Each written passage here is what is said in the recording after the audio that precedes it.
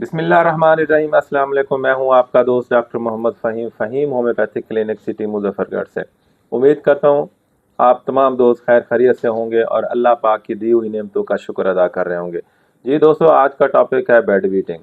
आज हम क्लिनिक पे 4 होम्योपैथ डॉक्टर्स बैठे हैं। आप दोस्तों से बेड वीटिंग के हवाले से इल्मी बात करेंगे, होम्योपैथी की शेयरिंग करेंगे।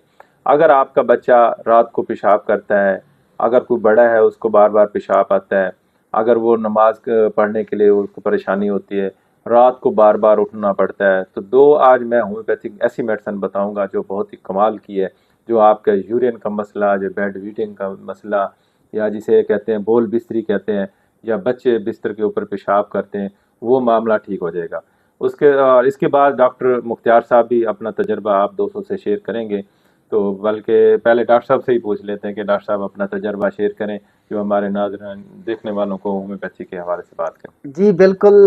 मैं अपना तजर्बा भी आप दोस्तों के सामने रखता हूँ, और इसके साथ साथ जो मरीज़ होते हैं इस मर्ज़ में मुब्तला हैं, उनके लिए हम उनको एक दो नसीहतें लाजमी करते हैं।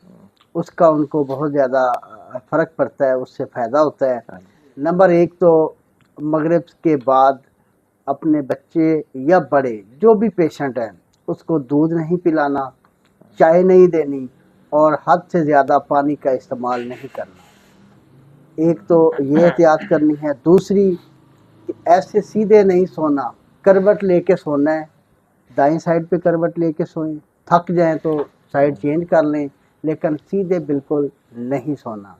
तो ये दो चीज़ें अगर आप करेंगे तो 50% आपका जो पेशेंट है इस मर्ज़ में मुब्तला वो ठीक हो जाएगा।